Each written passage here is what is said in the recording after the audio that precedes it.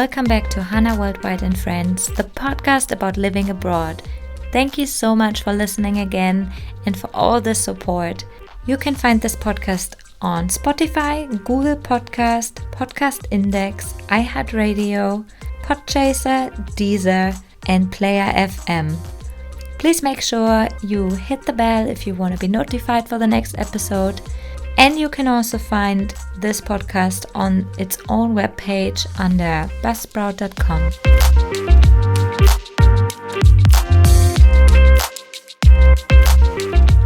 Hi everyone, please welcome with me Nasim Saeidi, also known as Niki, who left Iran with her husband to start a new life in New Zealand. We met at work and started becoming really close friends. Niki is very compassionate and loving and is always looking for a new way of growing. Please welcome with me Niki. Hi Hanna, thank you for having me and thanks for this nice introducing. It's so nice, Niki. Thank you. Thanks for being here. I really appreciate your time.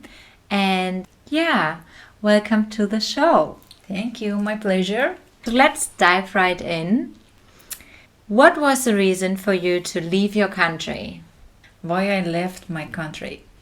Probably some of people know my country, Iran, which especially at the moment, this current situation.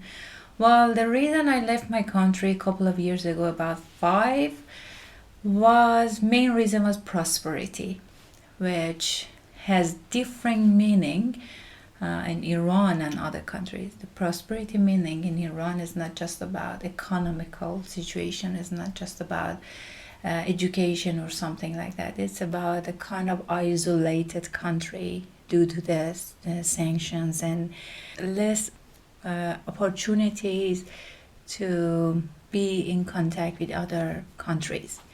And it was a bit stressful living there, and my husband and I both decided to move to a peaceful country like New Zealand. It was the main reason, prosperity, we left the country. What made you choose New Zealand? Why did you think New Zealand will be the right place for you to leave your country?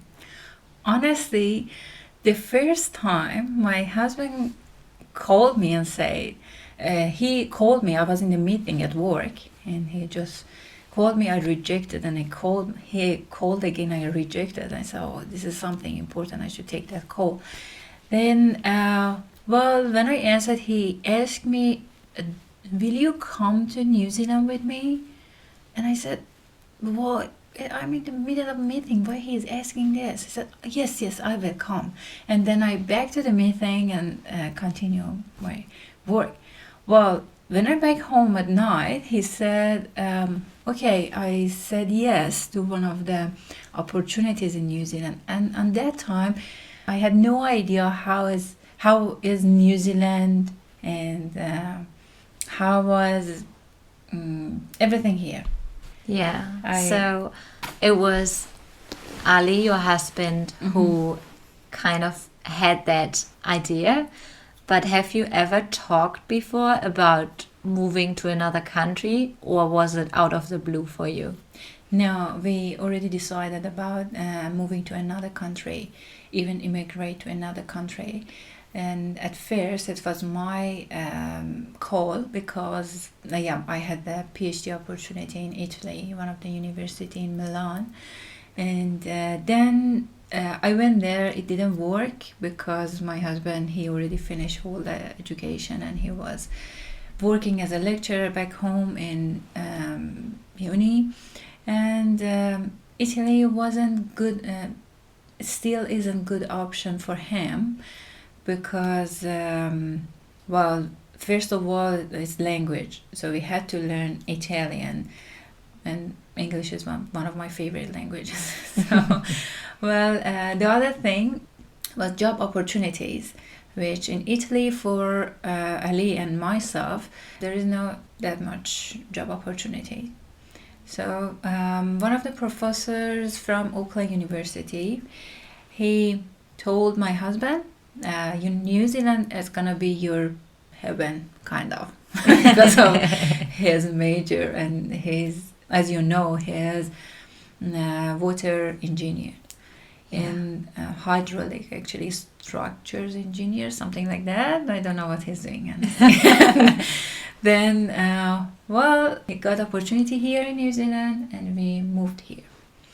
Before coming to New Zealand, I was working on the last until the last day, which we were in Iran. I mean, it's exactly the last day. I remember our flight was 27th of November 2018, which I already worked until 25th of November and 2018. So, and we came here just with our suitcase, nothing else, which is so scary. Yeah. And you just came all by yourself with your husband, no family, no one else. Did you know already someone in New Zealand? No, we didn't know anyone. Yeah. Anyone, and there are some community social media things like Telegram or WhatsApp or something, but we didn't know it exists actually. Yeah. And then we just came to New Zealand, and we met a nice Persian guy, and he brought us for ice cream. And then slowly we made our community, and we met other people, and we made friends. Yes. And as I can now say out of experience, the Iranian community here is very big, very loud, very friendly and welcoming, but also like, a lot, like so many Iranians. I'm glad that I was able, through you, to meet even more and learn more about your culture. So Thank you. do you want to tell us how you feel with the current situation in Iran and as a person who is living overseas? Cool. About my feeling about the Iran situation, current situation actually. The feeling is, I don't want to use a negative word, but that's awful. It's really bad. Every single day, we all Iranian, especially those people who living at the moment abroad, they think about people who are in Iran. Yeah.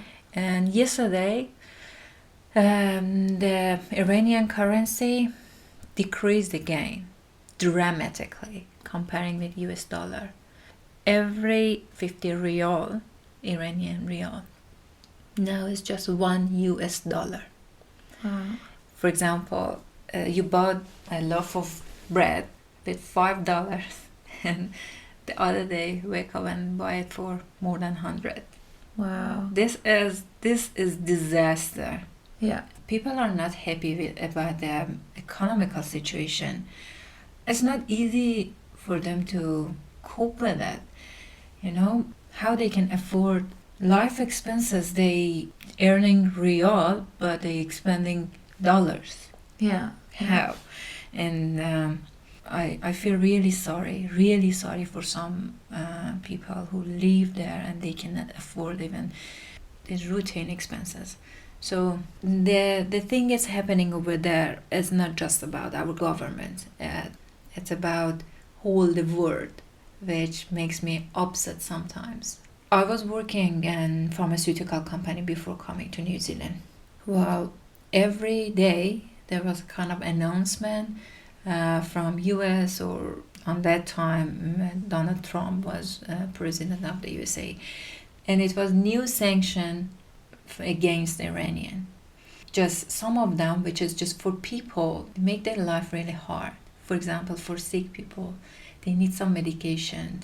It should import this medication. Why they should be in stress? Why should even they think about it? You know, this person, for example, has multiple sclerosis, MS. Why they should think about it? They should have the medication and have a peaceful life, less stress. Just try to enjoy the life. Or a person with cancer or something else, why they should even think about their medication. But people have stress, and one thing is finding the medication. The other thing is afford to buy it, Yeah. and heaps of other things. I remember it was one time you and I, we had lunch together. And it was a long time ago, 4 years ago, I think. Yeah. And at that time, you grabbed something from your bag and put it close to your phone, and you transferred money from your bank account from Germany to your New Zealand bank account. Yeah.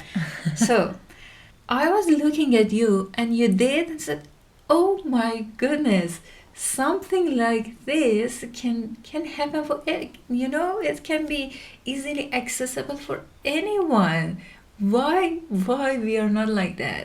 Yes. We were trying to buy a house, and we had to work hard in New Zealand to save money and buy a house. Yeah. But we already have a small apartment back home in Tehran. But we cannot sell our house. Ellie and I worked for that. We saved money in Iran for many years, and we had some gift from our parents. We could afford to buy a house, but we cannot use it.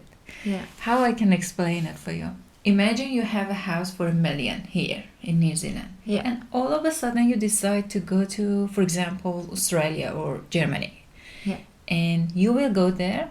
They say, "This is the house. If you want, you can leave it here. Otherwise, you cannot sell this house and transfer your money to your bank account in Germany or other country." How awful it is. You feel, "Oh my God, I lost. It looks everything burned." Yeah. And this is another sanction. Probably you have never heard about FATF. This is I don't know, is this a department, or some people are working there in FATF? Their job is just looking for some sanction and money transferring, what do you call that? Money laundry or something like that. Yeah. But they are not looking for the actual people. They are doing this kind of sanction against Iranian people like you and I, which I suffer from that. Well, anyway, these two kind of sanctions. Yeah. And the third one is our passport. About 50 years ago, which my parents and a generation ago, they could easily travel through work. They could easily go to Europe, US, wherever they want. Didn't have to apply for a visa or something like that. They had an easy passport, and they could do that as you have. But now at the moment, with my, for example, passport, I can just go to some countries like Turkey or Malaysia, or I'm not sure about even other countries. Some countries. Yeah. Even if Iranian now at the moment, if they apply for a tourist visa to go to Europe or some other places, they cannot. They will definitely reject it. And especially that reminds me, because there are so many differences, especially when you talk about the passport now, which I wasn't aware of until I was traveling more, and I've heard that the German passport is one of the stronger ones. It's crazy how I could feel the differences here as well, because I remember when we came to New Zealand and we both came nearly at the same time. You were maybe a month later, and we both applied for driving license, and I just had to give them my documents, my name, my address, all of this, and I did not have to do another test. I did not have to show anything else. It was literally just transferring my skills onto another piece of paper and get the final document. And then I was ready to go. And you applied for the same thing, and you had to go through a whole driving test. You had to fill out so many more forms. And that's just one example. The other example is with the residence visa. We also applied almost at the same time. You and Ali even applied before me.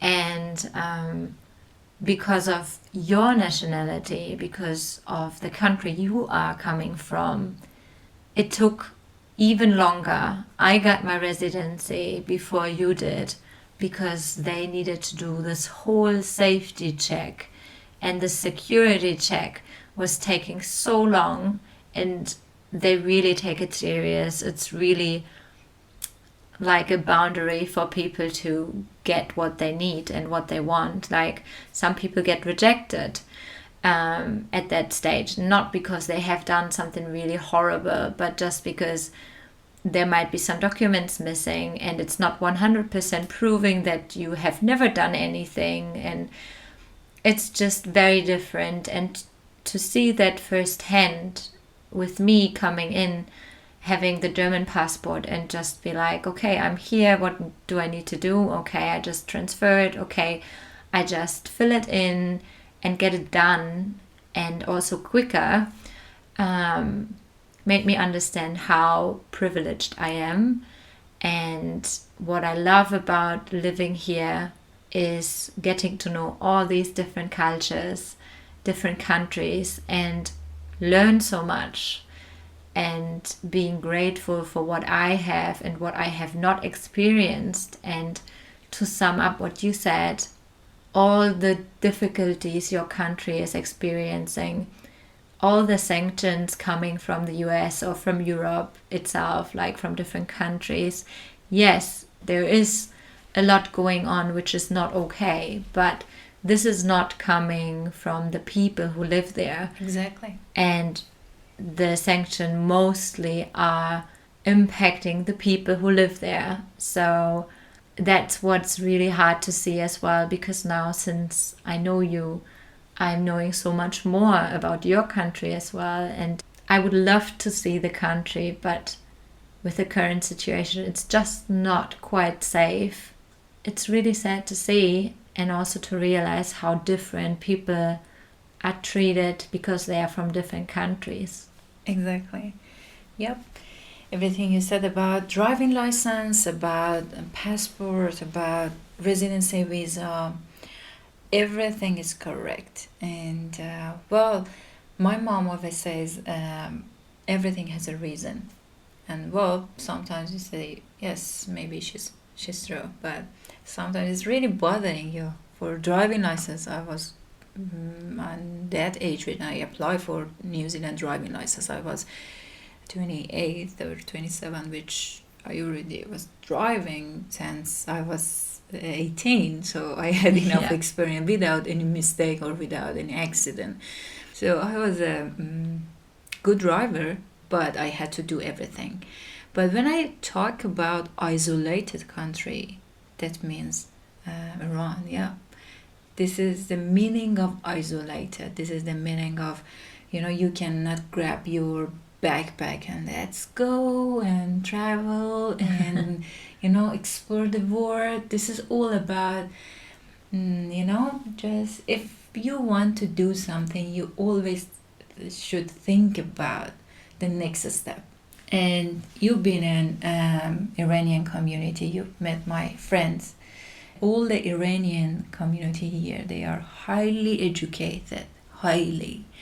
I can say maybe 120 out of 200 are PhDs, all doctors. And maybe about 50 or 60 are masters, and rest of them at least bachelors. Yeah. They are highly educated. And why not? Everyone wants them.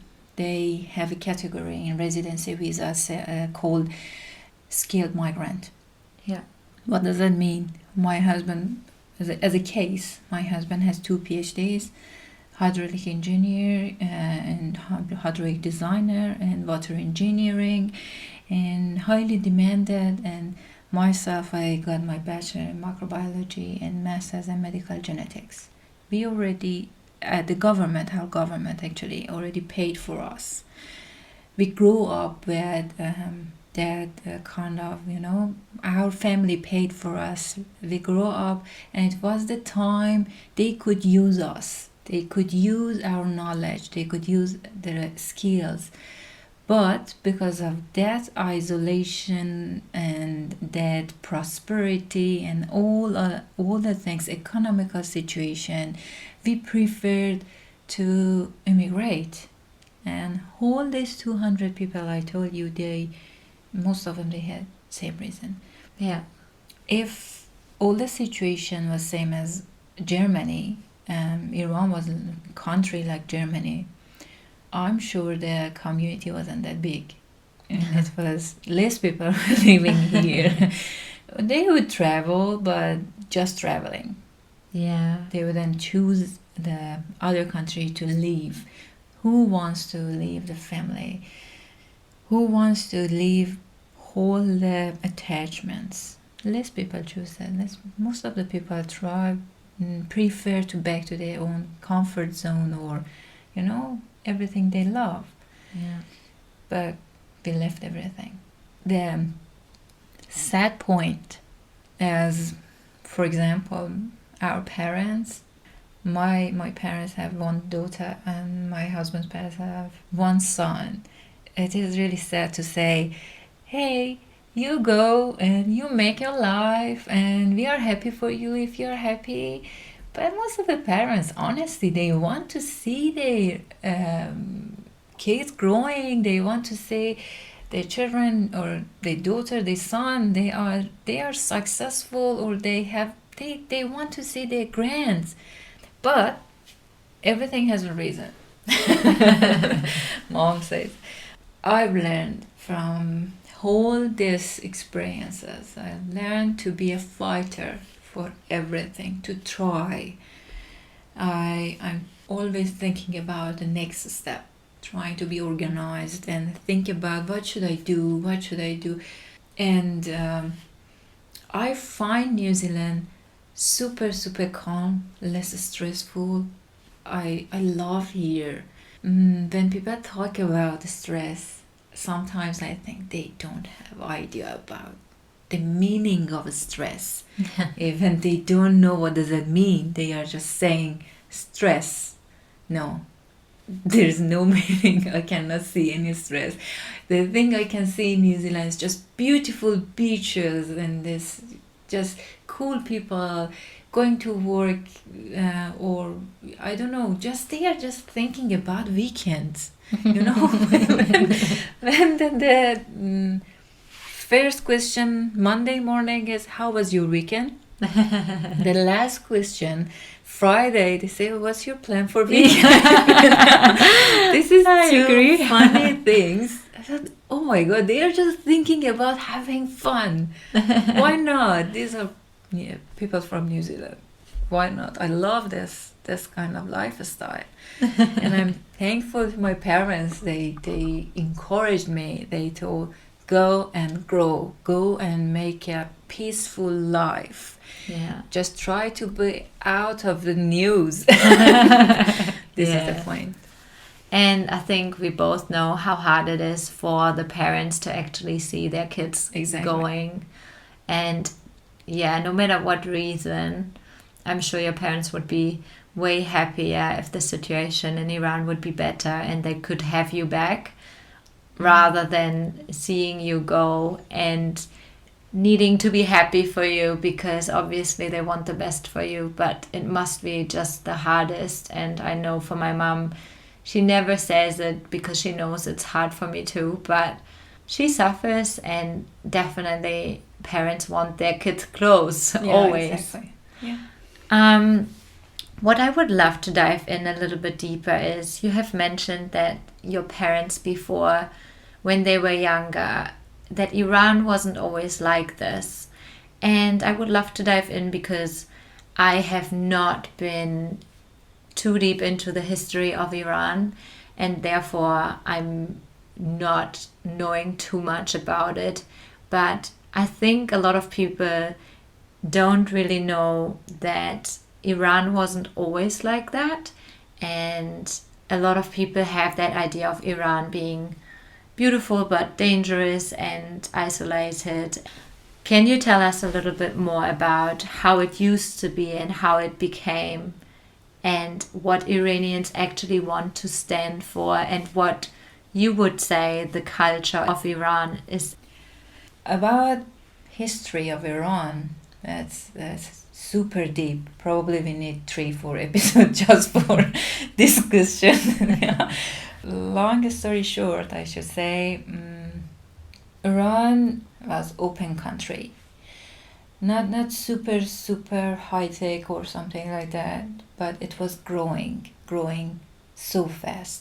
We have beautiful art, we have beautiful nature, and the thing I should clarify here, when I say I'm from Iran, everyone thinks Iran is a desert. Hey, it's not a desert. North of Iran, it's beautiful green like New Zealand. And center of Iran, we have white Christmas.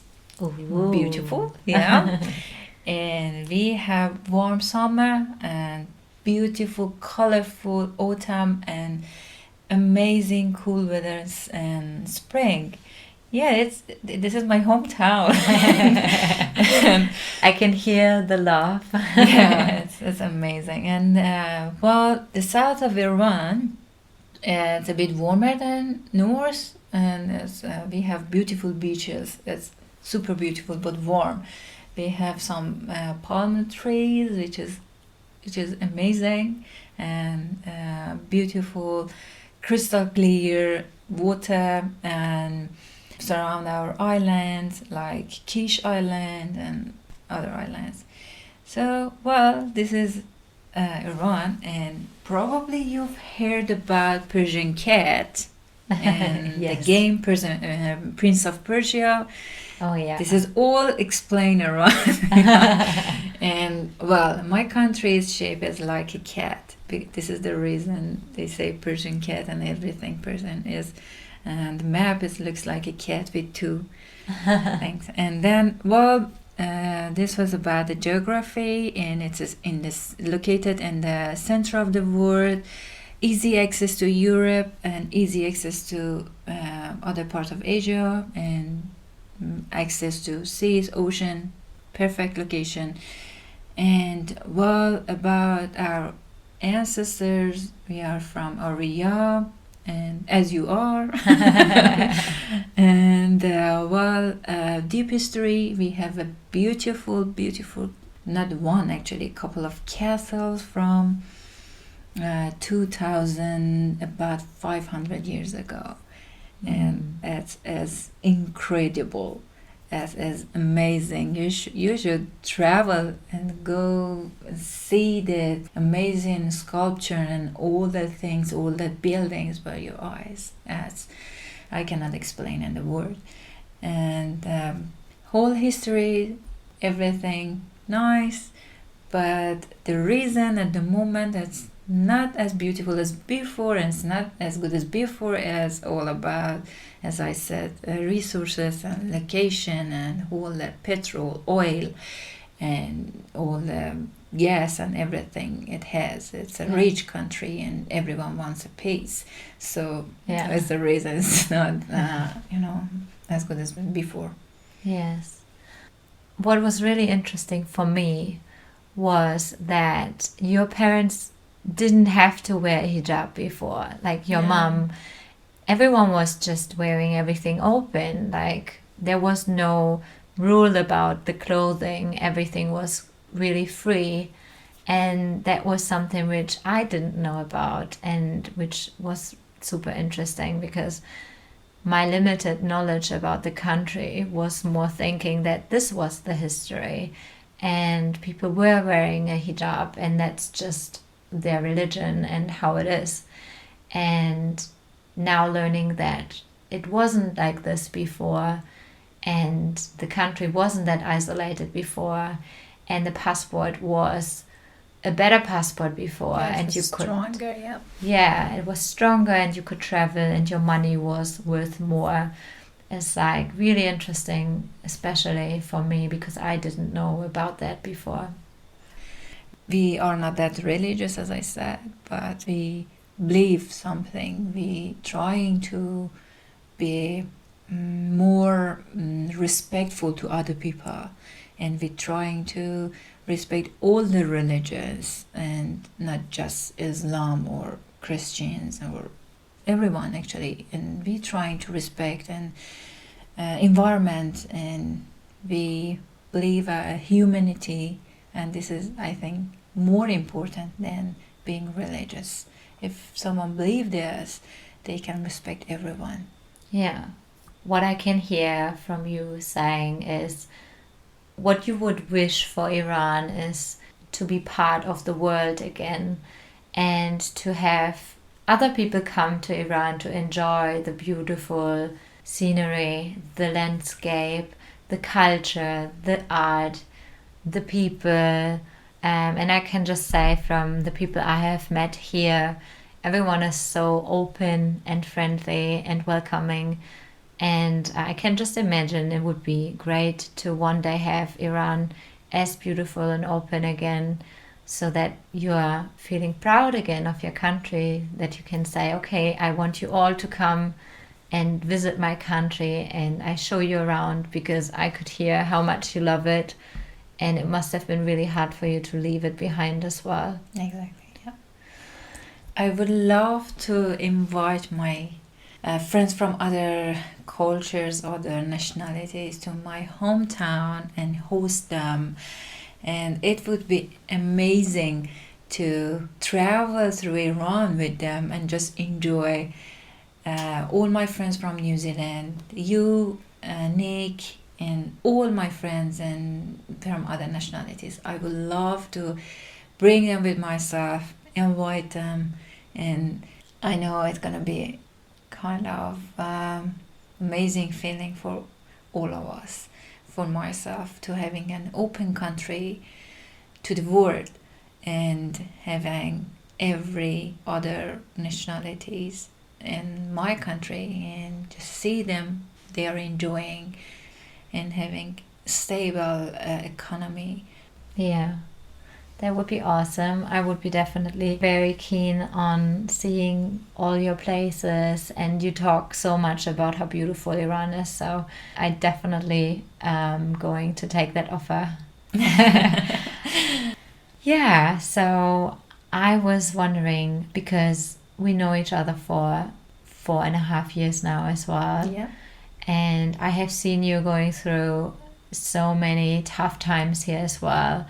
And most of it was because of being an immigrant or living so far away from your family. And I know that especially the COVID time was the hardest for you, because your family got COVID. And would you like to tell us how that whole situation was for you, and especially what was the limitation of being from overseas in that time? Yep, COVID time.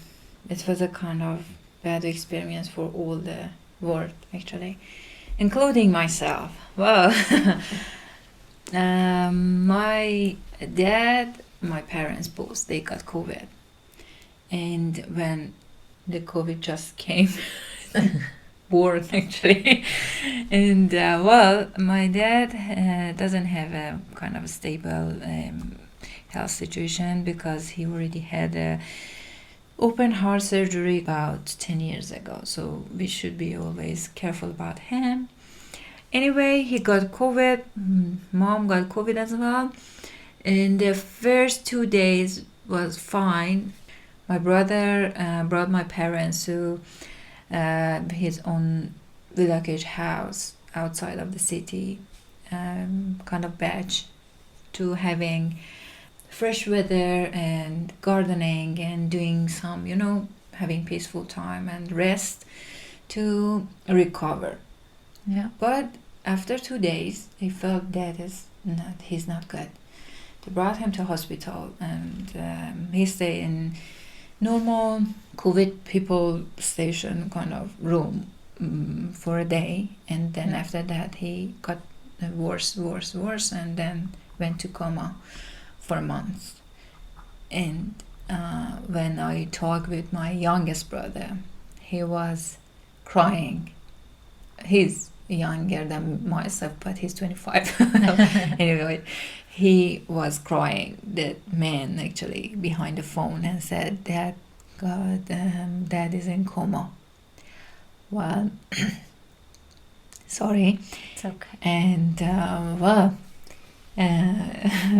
it was the most horrible feeling I ever had. Take your time. I know. I can remember I have never seen you like this before. And at work, it was really, really hard to see you like this. And you couldn't do anything. And no one else could do anything. Yeah. It wasn't easy, honestly. Well, I felt on that time the New Zealand board was closed and no one could go out or in. They could go out, but they couldn't back. Well, I decided, okay, I want to go. And my workplace, they nicely supported me. And my manager, Michelle said, yep, you can go, take your time, don't think about work. You are safe here. I was looking for a ticket. It wasn't easy to find a ticket, and all of a sudden, one of my friends, she called me, said, "What's going on, and what we can do for you?" I said, "No, I'm just trying to find a ticket." And she said, "You cannot go out." I said, "Why?"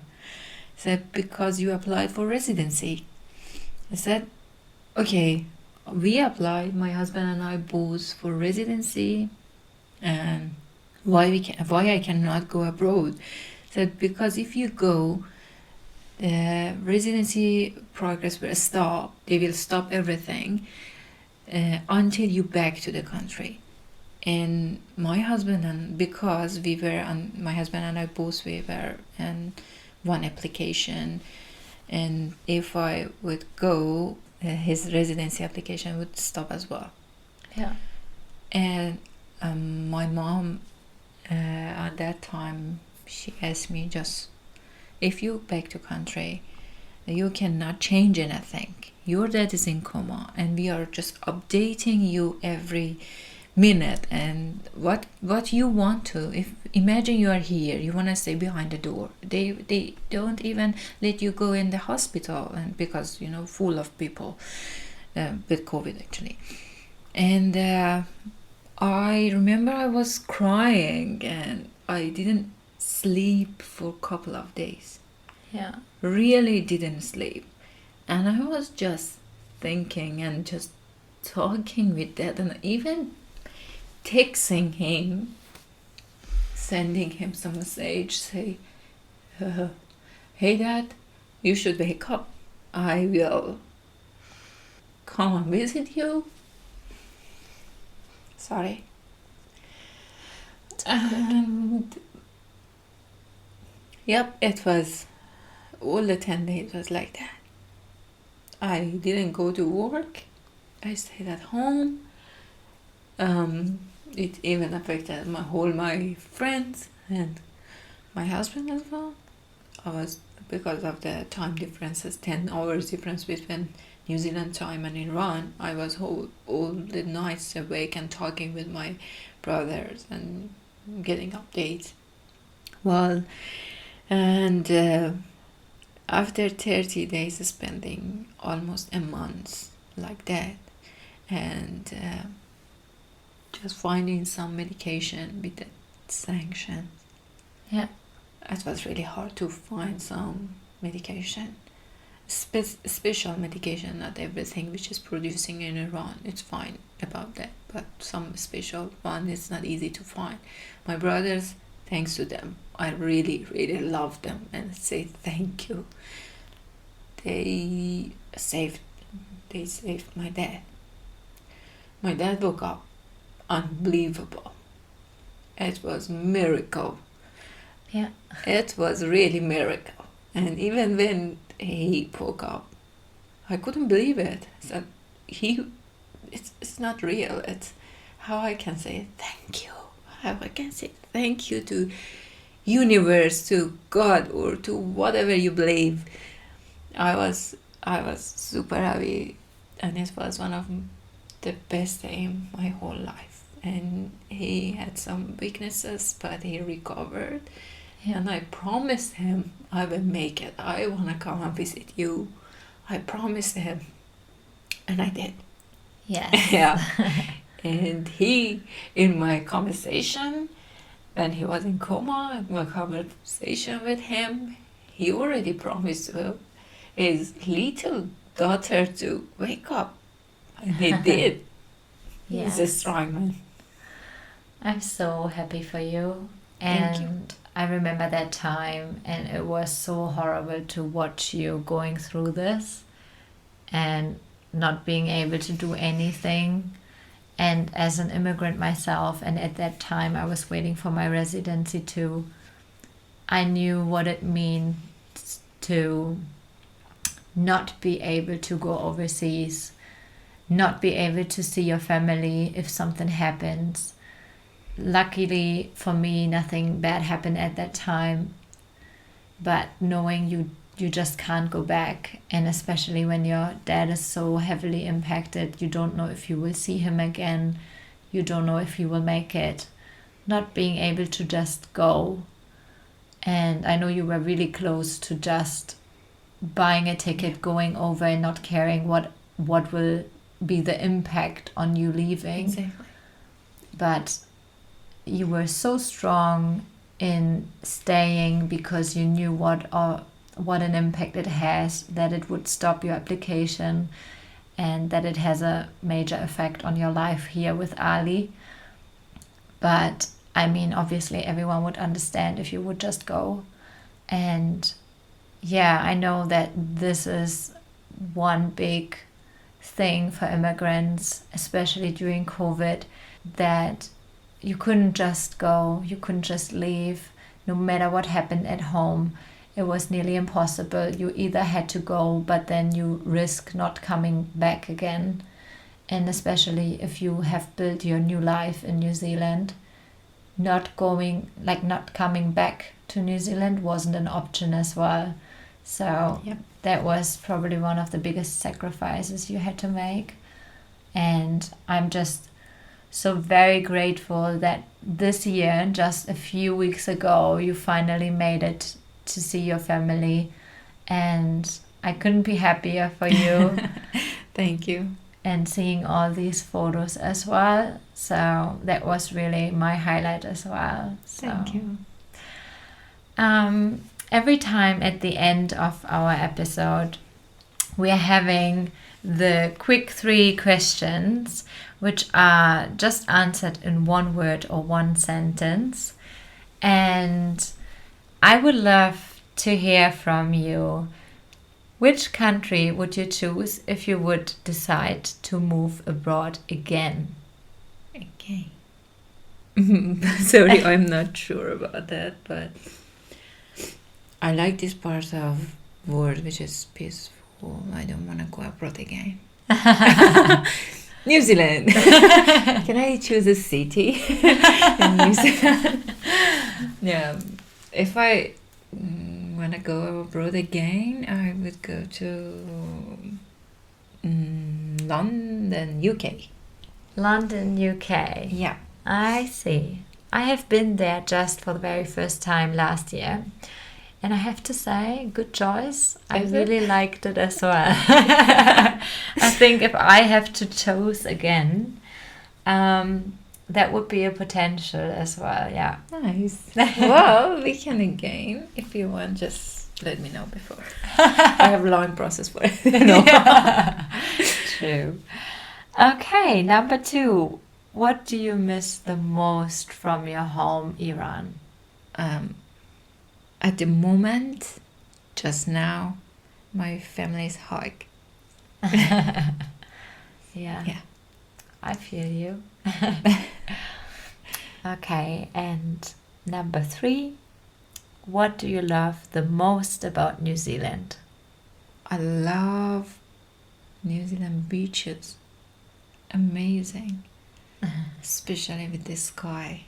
Oh my goodness. this cloud in the sky and close to the beach is the best scenery. I love it. It's funny how my partner and I always, when we drive, look into the sky and also think that the clouds just look amazing. They are really amazing, the clouds. As you can feel it. You want to just grab it. You can just put your hand up and just take it. Oh, yeah, I love the sky, the clouds, especially when I'm in the beach. Yeah, it's amazing. Thank you very much. Thank you for your time today, and thank you for being part of the show, and thank you for your friendship. Thank you for having me, and it's such a great pleasure to being in the show, and also I'm really proud of you, and I love your work, and well done, and keep going. Thank you. And thank you so much for listening again, and I hope I hear you next time, and see you soon. Bye bye.